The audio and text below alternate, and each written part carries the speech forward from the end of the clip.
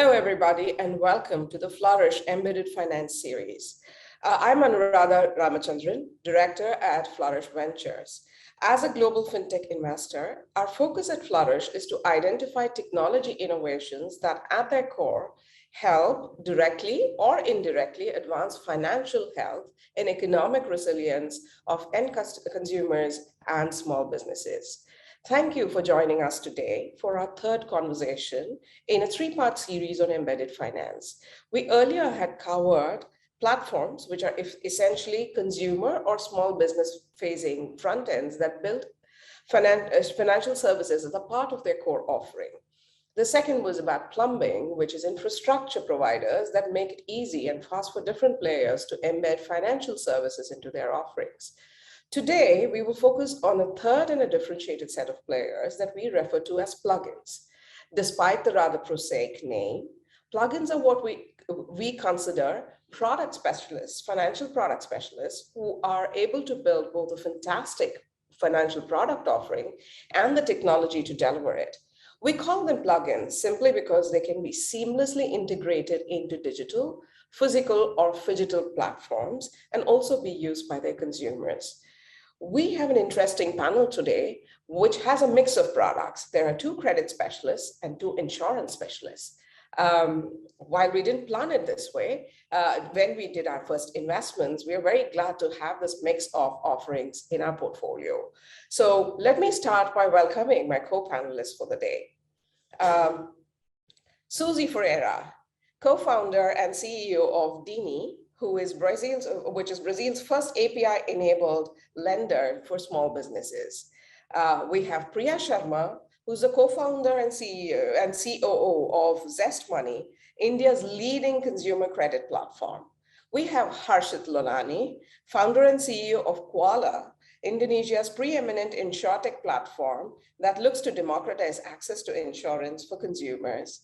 And we have Rohan, who's the co-founder and CEO of Toffee Insurance, which pioneered bite-sized insurance products in India that is affordable and relevant to different kinds of consumers. Welcome to today's panel. So I would like to take a minute at the beginning for each founder to introduce their product and describe their journey so far. Let's start again with Suzy. Suzy, can you start by telling us more about how Deney is trying to provide access to affordable credit to small businesses differently from what has been done in the past? Sure, thanks for having me, having Deney here in your panel. I'm very glad to be amongst some top global players, so thank you very much. So historically in Brazil, if you know about the country, the banks have really taken advantage and charged extremely high interest rates, like astronomical interest rates. And that was a lot to do with the way they basically positioned themselves to take a lot of, to get a lot of advantages, right, in a short-term vision, because they created a vicious cycle because they were charging high interest rates. They were basically attracting higher risk customers and higher risk SMBs. And then they would actually put interest rates even higher. And what that did was to shy away all the good payers, all the better credit profiles away from the banking systems for credit. So, and then from an experience perspective, because the bargaining power is obviously on the hands of banks, they are charging these massive interest rates. They don't care much about the small businesses, right? So small businesses end up facing products that are completely inadequate, super expensive, as I said. They are forced products in this cross sales sort of practices from banks that they don't really need. And then they are basically left, with a terrible customer experience. So what we're trying to do is to invert the logic here, both from an experience perspective, but also from a credit risk and pricing perspective. On the experience perspective, for us, we're putting the bargaining power in the hands of small businesses. We don't expect them to go to a bank or go to our website. We're basically plugged in as you call this today, we're plugged in those platforms where small businesses are already integrated to. They're selling their products, they're buying products. We're providing these products in a contextual capacity. We are where the business is. And the whole point for us is to support them at their point of need. And we're also inverting the logic in the sense that we're after good payers. That's what sets us apart. We're putting credit that is extremely affordable. So our slogan is cheap capital for the good payers, because we want to invert the logic. We want to convince those guys that credit can be good. Credit can be a force for power, for a force for good, and a force for growth. So we need to take them on their journey and actually evangelize them and help them understand how to use credit properly to achieve growth. Thank you, Susie. That was very interesting. And now I move to Priya. Priya, you work with some of the largest consumer platforms in India. Tell us a bit more about what differentiates you from other players that offer access to consumer credit. Sure. First of all, thanks for having me. We at Zest Money, our product is called Buy Now, Pay Later, which is embedded finance. So in that sense, the description that you used or the word that you use, plugins, is actually really apt for us. What we do is that we are effectively plugged into wherever the customer is trying to make a purchase, be it online or offline. And therefore, we are a plugin that is available on any of the e-commerce platforms. So if you're shopping online on Amazon, Flipkart, or if you want to do a travel and buy a flight ticket, you can find us on some of the largest travel portals in India. And you can also find us in terms of some very niche use cases that we also empower, such as upskilling through education loans, edtech.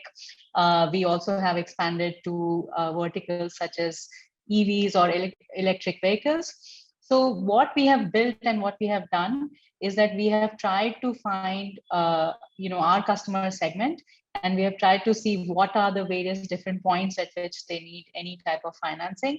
And we have effectively followed them around, and we've built plugins or embedded finance systems into either e-commerce platforms or e-tailers or what we call as retailers as well. And this is, I think, what differentiates us from anyone who is doing pure consumer lending, in the sense that we have followed the consumer. We have built the largest network in terms of the merchant network that we have. So we've got about 85,000 unique merchants on the platform that are live already. We have, we built our own plugins. We work with other payment aggregators as well. And that is what really differentiates us. In terms of our product offering, just as Susie mentioned, it's highly customized to the purchase that the consumer is making.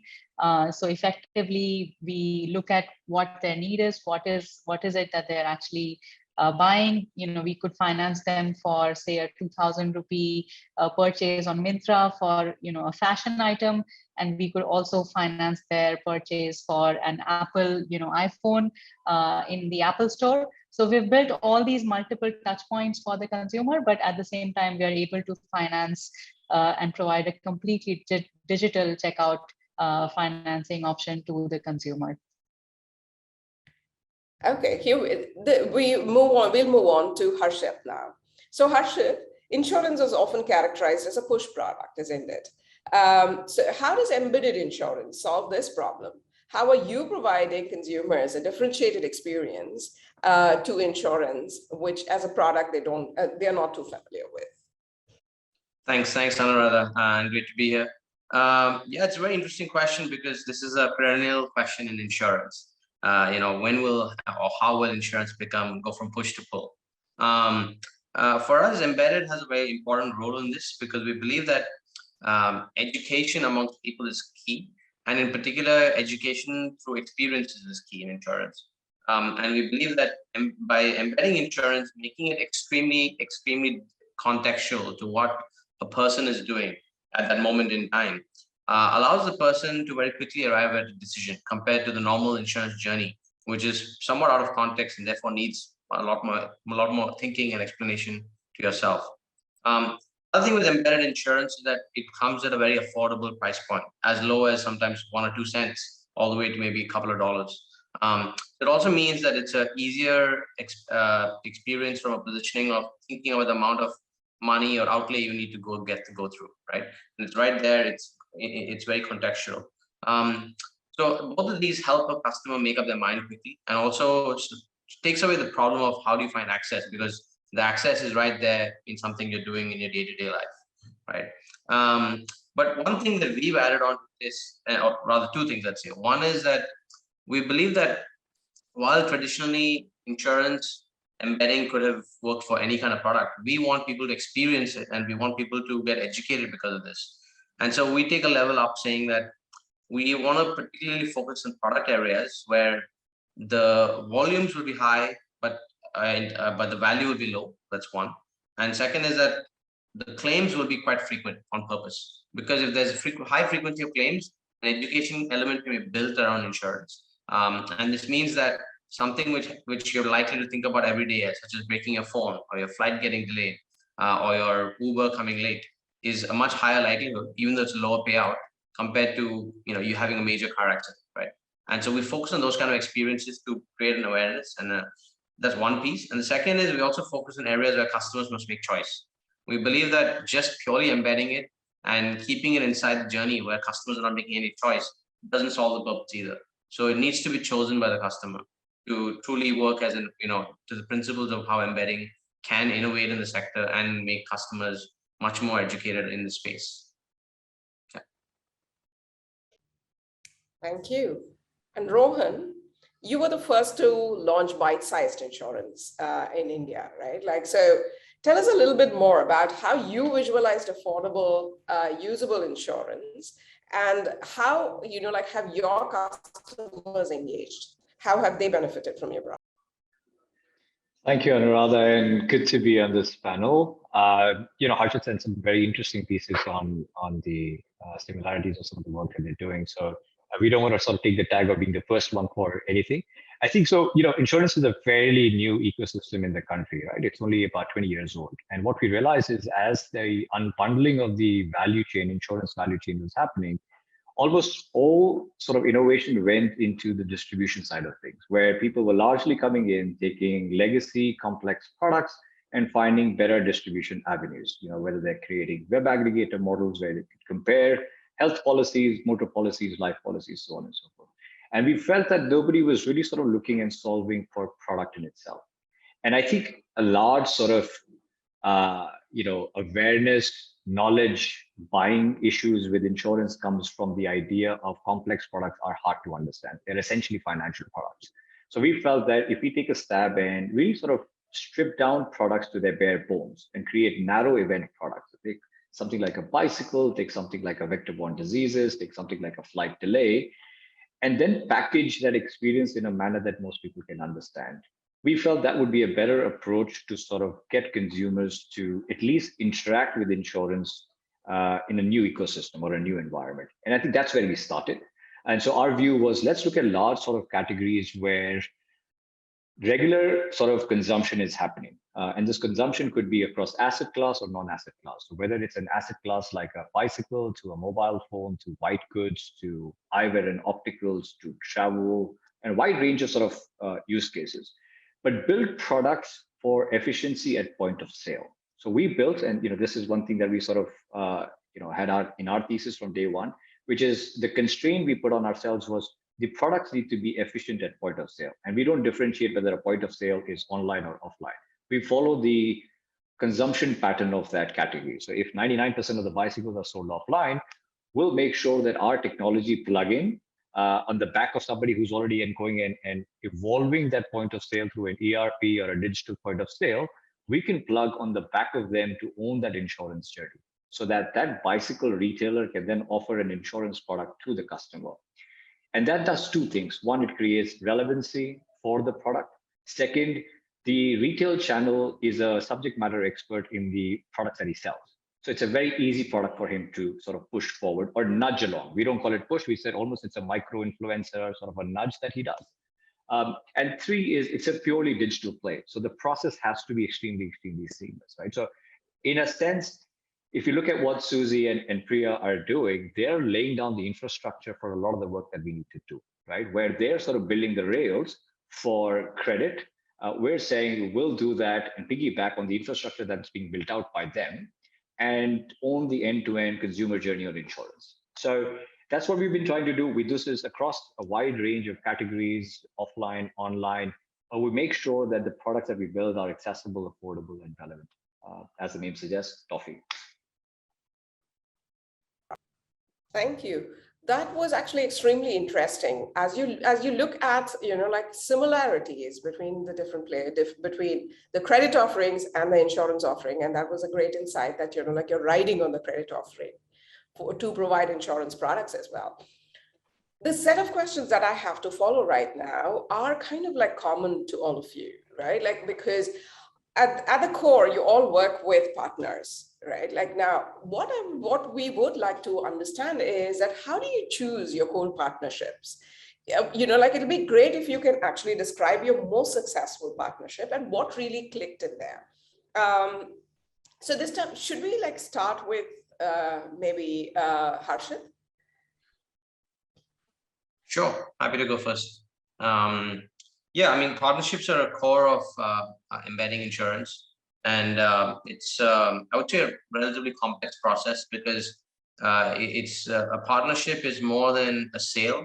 It's, I think, it's strategic in nature, and hence many other aspects have to be understood and agreed upon as well. And yeah, I think it's something where it's easy to find partners. It's tough to find good partners. There's a difference. And I think we've also learned that sometimes the hard way. But when it clicks, you kind of know, because you will see the emergence of the category very fast. And I would say what we look for in partners is an interest to not just work together, but more importantly, keep the customer's heart in mind, right? I mean, and really focus on just ensuring that the experience of the customer is as seamless and affordable as it can be, right? That's one part. And the second part is that the partner is willing to also work with us to solve the problems, because most likely whatever solution we build will not work off the bat. It will work, that the insurance will be in the right place and so on, but it needs more than that. It often needs more things to be done from a engaging customer perspective, or bringing it up to the top of the funnel, or making sure that customers are paying more attention to it, and so on, right? So it really is a partnership in that sense, and that's something which you won't find in all partners, and it's something which you have to try to understand through the process. Obviously, then I think the other part of building great partnerships is that willingness to share information, right? Because to some extent, in insurance, the more information you have, the better the chances of you making a great product. And so for us, that becomes another key part, is that this partner, how willing are they to work with us? And if I look at it, I would say that I'll give you two examples of great partnerships, right? One is actually Redbus, a company from India, right? The largest bus ticketing company in the world.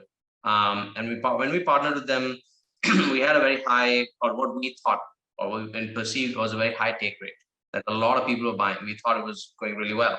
And at some point, I think, Redbus challenged us, like, how could we make this step to the next level, right? But I think obviously to do that, we need to experiment, and they gave us leeway to experiment with them, together with them. And as it happens, a very simple lever, it was the one which enabled us to double the penetration rate. Right? A very, very simple lever. And it was almost unthinkable that we could have done that without having a very sort of experimental partner relationship with them. That was one. But then I think I'd say another of our partners who's been critical is Traveloka, the largest online travel company in Southeast Asia.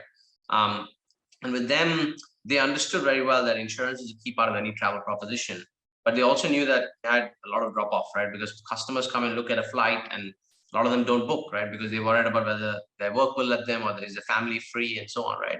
So for the first time, we developed a product which was more of a different concept, because normally insurance is add-on, and in this new product, the flight was add-on to the insurance, because it was the insurance provoking you to buy the flight by saying, just go ahead and book, and if it doesn't work out, you can always get your ticket back. So I think these kind of relationships are built over time, but I think, and that's usually what allows partnerships to really flourish.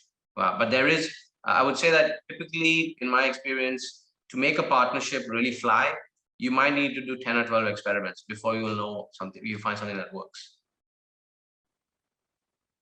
So a partner who's, who's strategically interested, invested in making your product a success.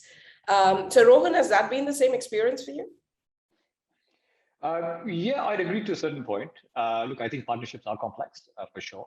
But I think the large disconnect happens is when partners are unable to sort of gauge their own strengths, right? Where I think the sense is, can we do it ourselves versus can we depend on the expertise? So is this a core business for us or is this a secondary business for us? And I think that's where sort of they fall apart, where they may sort of get the learnings from you and then they try to do it themselves. So I think, and that sort of takes away that entire period of testing waters, building products, and the timeline sort of everything. So I think there are large sort of disconnects on complex partnerships.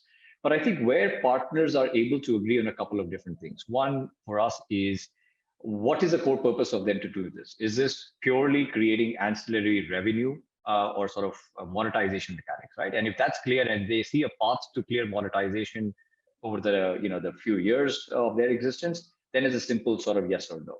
The second is where they try to create additional value proposition for their own distribution value chain, whether bringing loyalty between their retailers, distributors, wholesalers, and by virtue of doing that, they're creating ancillary products that can keep them more profitable than they usually are.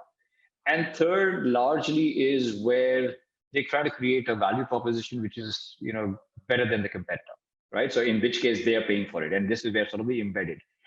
I think embedded. I differentiate between embedded and bundled in that manner. So embedded still needs to have an experience at the onset for the consumer, because bundled is almost like you're selling warranty, and nobody gives cahoots about warranty, right? Because there is sort of some sense of it has value, but largely it doesn't. So I think an example for us would be what we've been able to do in the bicycle space with one of the largest, or in fact, we work with almost all the large OEMs and brands across the bicycle network, where they've recognized that their true strength is in the primary product that they build and the manufacture and the retail.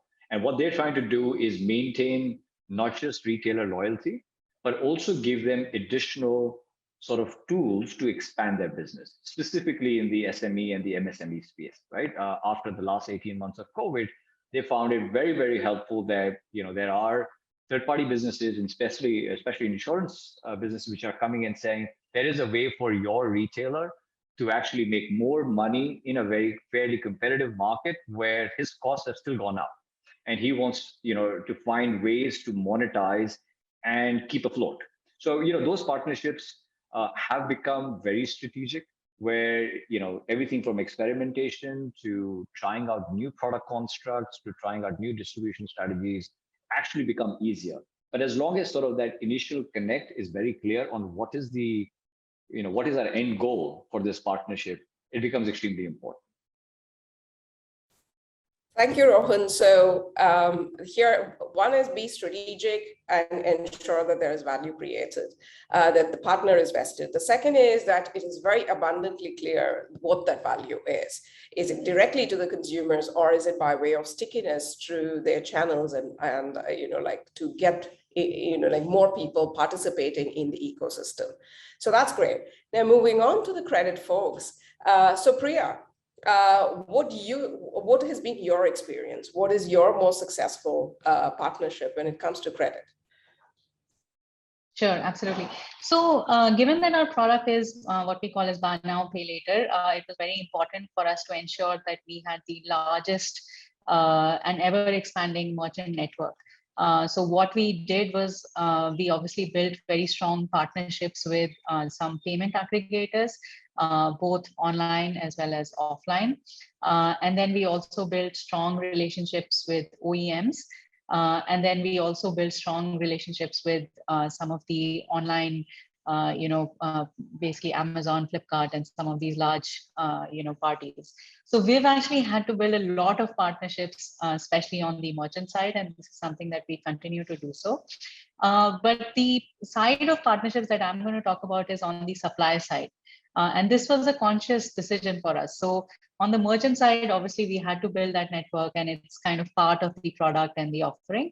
But from very early on, we decided to also partner with banks and NBFCs to be the actual supplier of capital, who would actually provide the lending capital for all the lending that we would be doing through ourselves. And that was a interesting and strategic decision. And we started with about 2 to 3 partners in the beginning, and today we've got almost 25 banks and NBFCs that work with us on the platform. So this has been quite an interesting journey for us. We definitely went about it in almost a very systematic manner. And I think one of the key learnings for us is exactly what Rohan has also pointed out, that it is very important to understand what each party is bringing to the table, and what is and why we are kind of working together. So with the earlier lending partners that we had, it was very clear that they are effectively providing us the power of their balance sheet, and we are the ones who are providing the platform. We are the ones who are doing the underwriting. We are the ones who have built the merchant network, and effectively we are the ones who are managing the entire life cycle for the customer. And that has actually worked really well for us. We were always very clear about the roles and responsibilities between ourselves and the lenders. I think the second phase of our growth is where we are now, doing some interesting experiments, and this is going to be important for the next phase of our journey, where increasingly we start working with the banks. And banks in India definitely have, they have their own customer base. And so for them, it is also about, okay, this is my customer. How will it work if the same customer is also a Zest Money customer? And how will that handoff between us and the bank happen? And then there are obviously compliance and regulatory, constraints as well.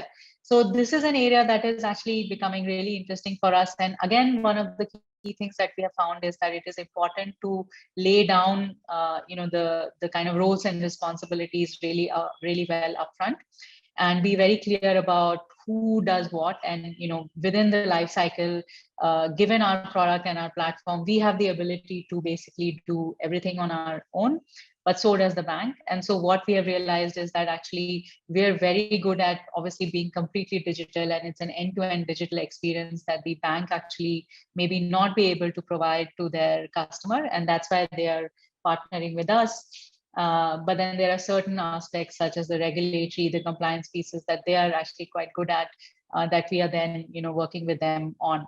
So we are also now trying to find ways around working, especially with the banks and NBFCs, because it's definitely an area of interest to us as we grow. And I think this is where we have had the most learnings and also some challenges.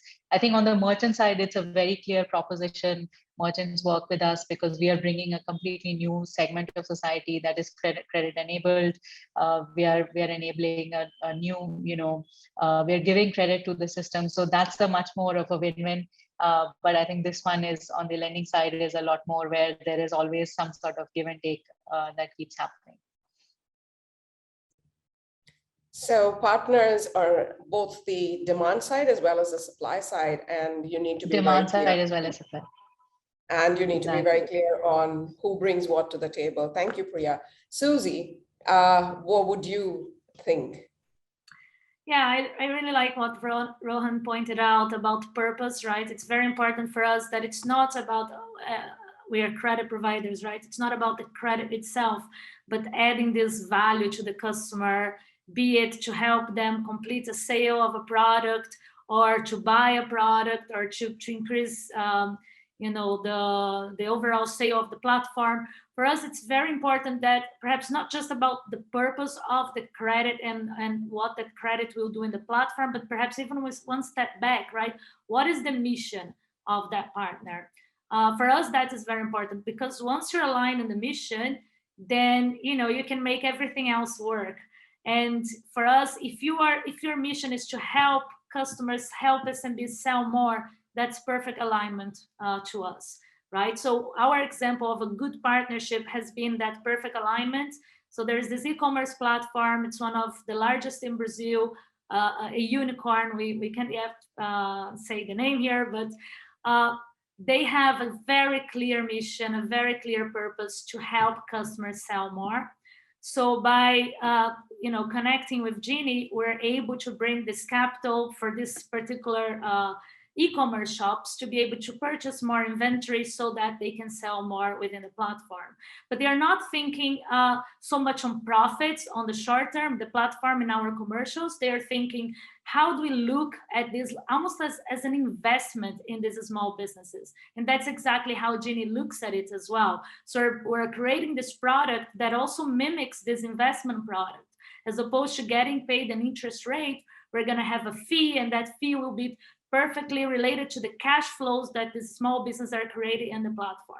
So they were like, forget about having a commission over the loan. Let's recreate a product here, and let's make sure we're looking at the success of this partnership in the long term as opposed to the short term. On the flip side, we've had some platforms that were like really focused on that percentage, right? And that for us is a very small flag, because we see that the purpose here is not to help small businesses, not to grow them, is to how can I make as much money as fast as possible. So that's a big red flag for us.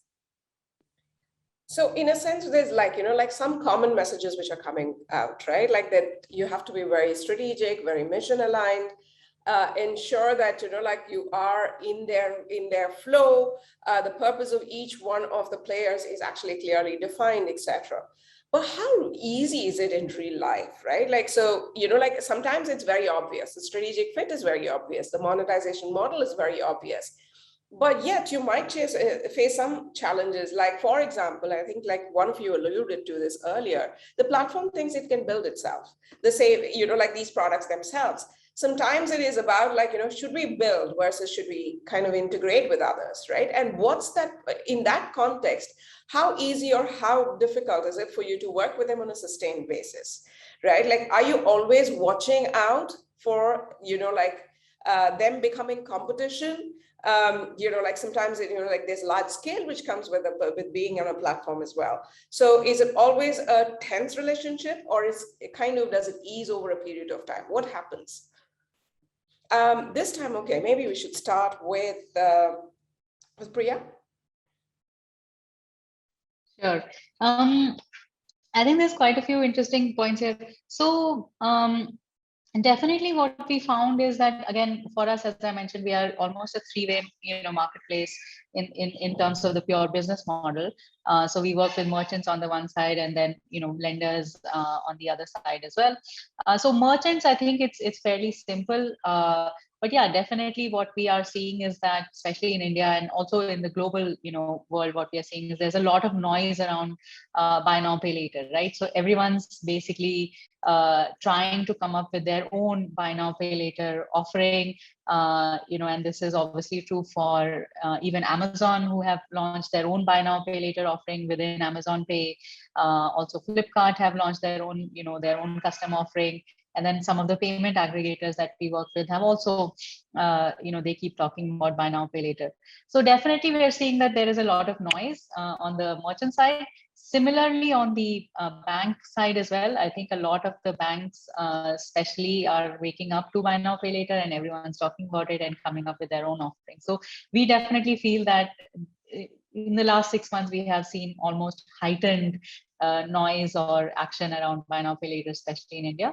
The way we think about this is that ultimately, we obviously have to navigate the partnership. So we have to be, again, very clear about what we bring to the table, and why Amazon or any other large party continues to work with us, and how we can continue to collaborate with them. And ultimately, if you think about it and look at what they're trying to do versus what we are trying to do, it's all of us are actually trying to expand the market. And the reason why people are getting into buy now, pay later, or there's so much noise around buy now, pay later, is because we do feel that the opportunity is huge. So that's something that we continue to work on, that actually the space is huge, the opportunity is huge, and therefore multiple people are excited about this opportunity.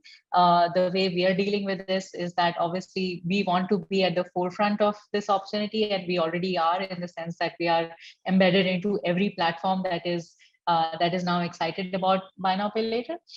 So it is about kind of realigning ourselves, and especially with certain large players, we definitely have to assess that, okay, how are they viewing this particular product and this particular offering or credit in general, and then see how we can rework or realign with them, but continue to work on the partnership, because both sides are committed to the larger goal of expanding the market and expanding credit, and ultimately benefiting the customers in the right manner. So I think we have taken that approach, that we want to continue to partner and we want to work together, especially with the merchants. The other big piece, the way we see ourselves, is that ultimately it is, effectively what happens when suddenly there's a lot of noise or competition, is that this is good for the consumer. So they obviously get to know about this product. So definitely what has happened is that consumer is more aware, and effectively there is more power in the hands of the consumer. And from a category that was not really well known 6 years ago when we started with this product, to today when every third tweet that I see is about buy now pay later, right? So definitely I just feel that it's good for the consumer, and so therefore the way we think about this is that we therefore have to ensure that we are the first choice for the consumer. And you can do that by continuing to innovate on your product, continuing to innovate on your offering, and offer the best experience that is possible. So yeah, to summarize, I think there will always be times when certain partnerships feel like maybe there is some sort of misalignment, but I feel that it's always important to get back onto the table and realign ourselves, and then but at the same time, ultimately in a partnership, we have to continue to be that provider that is providing the best product.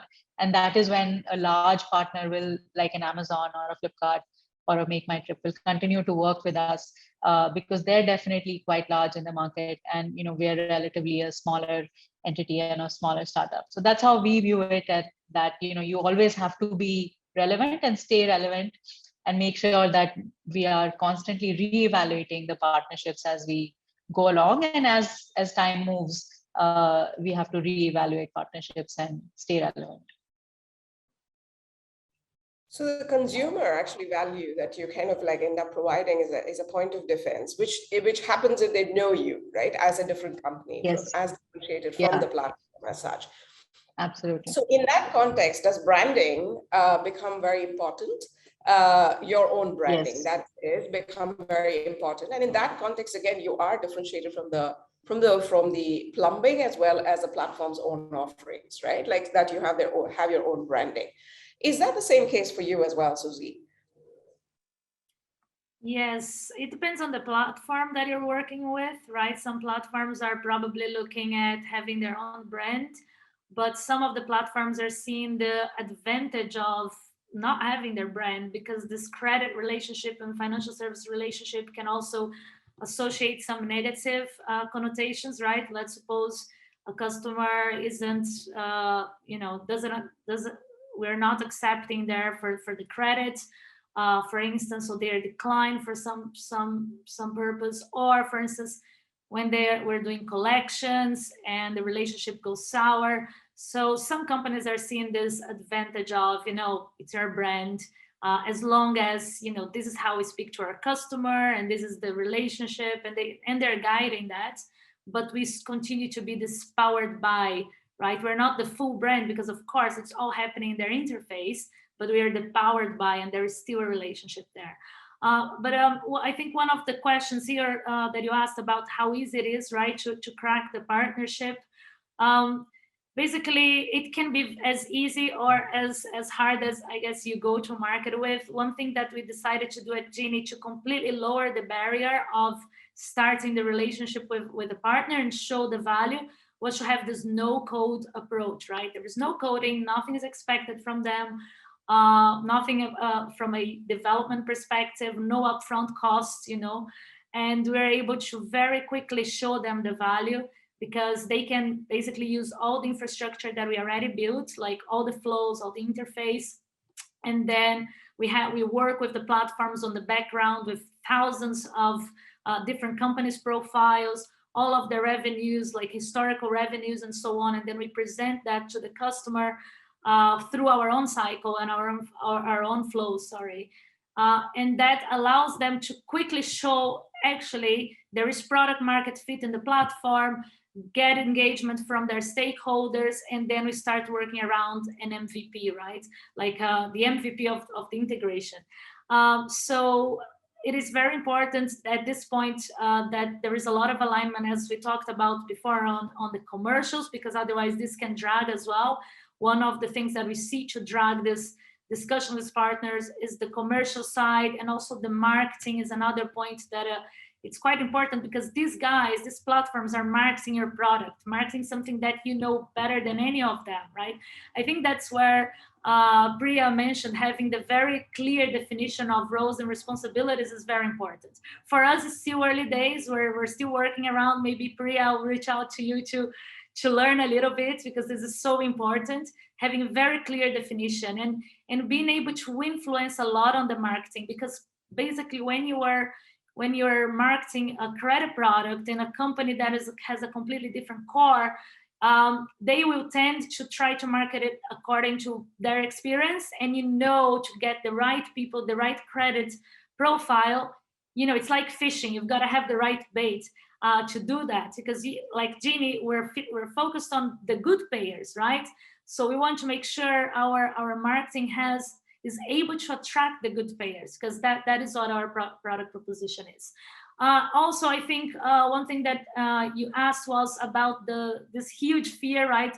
Everybody's always talking about the fear of disintermediation. Yes, some platforms, particularly when we're dealing with the enterprise platforms, the largest ones. So basically, we kind of have enterprise unicorns, we call them the digital unicorns. They're more like moderns, and then we have the smaller platforms. For enterprise and the unicorns, right, there's always this risk. They may want to do it themselves. We've seen some platforms going there, say, hey guys, we're doing something great, but we want to do it ourselves. They go have a go at it, they fail, they come back to us. It's happening quite a lot. And what we're seeing in Brazilian market as well now, some of these companies, some payment companies, they're public, and they're able to see their results as well, like a payment company trying to do credit, and they think they can do it better than anybody else because they've got the data, and they're getting really bad numbers. So we're seeing now a bit of a shift as well of people saying, actually, maybe it makes sense to do it together. And if in the long term, they realize they can do it better, they can go and do it. It's good that we're proposing a value here. You can go fast to market with our product. Eventually, what we believe is, because we're creating all this network of different platforms and the sector expertise, because we're going to see, same sector in different platforms, that will always put us an advantage and ahead of the curve. So we're going to be able to give them better products, cheaper products, because we have that knowledge, right? And we believe for that reason, again, they're going to come back to us. So that I'd say that's the secret sauce of Deney. So that's an interesting point that you make, Irina, and that's actually like a question that I would like to pose to you, Rohan, which is about the product design, right? Like, it is not only about offering a product, right? It's not only about offering credit or offering insurance. That I think is like fairly easy to do, but it's much more about making it usable and relevant, right? So would you want to talk a little bit more about how your product designing comes into the picture in here as well? Yeah, no, I think very interesting points that both Susie and Priya made, right? And I think before I get in, there's an industry saying that if Amazon's entered your category, you run, right? I don't agree with that. I think large businesses and large networks will always think about replicating and doing multiple verticals of business. But I think you have to sort of stick to your own strength. And I think this is what sort of Susie mentioned as well. So you figure out what is the value add that you bring to the table. And eventually, large networks will always come back to sort of that. And in sort of specifically to your question, I think in India specifically, there is no product IP in the insurance ecosystem, right? So if one insurer makes a product, every insurer can get the same product out tomorrow. So I don't actually think there is any product advantage per se from the insurable sort of underwriting that you're doing. I think it has to be on the back of the product with the user experience to the claims and servicing experience, all rolled into one efficient sort of little package. Otherwise, it doesn't work, right? So I think large insurance companies, for example, so we co-create these products with our insurance manufacturers. Can they go out to the same channel partner with the same product? I don't think they can. Not because they don't have the ability to do that. It's just that the way their DNA and the way they've been structured is to operate on businesses which are traditional, which is so they do, let's say, motor really well, they do health really well. If I ask them to go out and work with a new category of consumption like edutech, for example, and come up with product solutioning there, they wouldn't know where to start. So I think the leverage of product design on its own is a very sort of minuscule aspect of looking at what you're trying to control. You know, in insurance, we say there's only two moments of truth. How easy is it to buy the product? But largely 90% of it is driven by claims and servicing. So that brand play, the customer affinity and building all of that comes from how much validation and trust can you establish when that consumer comes back to you? And when he comes back to you, does he remember you for who you are and what is the value that you provided in sort of that value chain? So I think we keep that at the heart of our product design, is to say, not only do we want this to be effectively understood by the channel more easily, but also as we are onboarding the consumer should understand where he needs to go when he needs us. So in that aspect, I think the defensibility, product design becomes sort of that strength that we operate on. I think digital is very commoditized, right? I think anyone and everyone out there today who's not building infrastructure and pipelines is probably going to be a dinosaur if he hasn't been already, right? So I think that's a given. So what is it that over and above the pipelines that you're building, where are you bringing in the strength? You know, it's at a product level, it's at the integration level, it's at the value proposition level, and how are you sort of packaging all of that together for a brand that can resonate with both the channel and the consumer? So Harshad, you really have the last word in this session, literally. So what is your verdict? You know, like, how do you feel about this tension between partnerships and, you know, like people going it on their own versus partnering with specialists like you? Yeah, there's not a lot I can say which hasn't been said already, because I think they all made really great points, which I think echo with me a lot. Perhaps maybe one thing I can say is that you know, I think like Rohan said, I think you got to stick to what you know best for sure. And you know, in the long run, I think things do turn around, because that expertise you build up cross partners and so on, that's something which, you know, individual partners can't get easily, right? And it's going to be always tough. But on the other hand, and this is probably more to do with insurance. Insurance is a low frequency industry, and it's surprisingly hard to actually use data, okay, which maybe you can collect. Okay, it's surprisingly hard to put them into algorithms and so on, because none of the infrastructure is built for this. So I also think, therefore, that you know, that it's quite challenging for even large enterprises and so on to enter insurance. And you might, you know, if you look at payments, lending, you have seen large platforms enter. But you probably haven't seen even Amazon or Uber or Google take on insurance. You're not yet, right? So it just shows that the barrier is a little bit harder, because the number of product variations you can make is almost infinite. And even the best insurers in the world today are probably good at only one or two verticals. It shows how hard it is, even though there's infinite variety. So even if someone became, you know, a large company became a great car insurer, it probably would not end up being a great property insurer, health insurer, life insurer, right? So the space is going to be there. Now we're an intermediary at the moment, and therefore definitely our alignment with supply and demand is very important. And I think, and especially on the supply side, which is, you know, making sure that insurers are very tightly integrated with us is also key. Because if we can do it well, we can actually do it at a reduced cost and more efficiency and more sort of user-friendly way than even the insurer themselves can. And therefore, that's kind of how we protect ourselves, I would say, that we can do it better than the manufacturer themselves. And, you know, over time things can change, but I do think it's hard to enter. And lastly, again, if you look at the regulatory side of things, in insurance, you keep money, right, from the customer upfront rather than give money upfront. And so it just means that the standards of regulation you have to adhere to are just higher. And this is not something which large platforms who've not been in the space can simply come in and do because of that. Awesome. I have 100 more questions for you. But I think like at this point in time, I think we have come to the end of the panel. It was an amazing discussions, and I hope that many viewers are going to write into you about with all these 100 questions and more, perhaps. So thank you so much for joining us today. It was extremely interesting to hear you all. And I hope like as the audience found it just as interesting to me. For those who've been watching this show and who have many questions to address to the different panelists, please feel free to write in to Flourish Ventures at events@flourishventures.com. Thank you, everybody.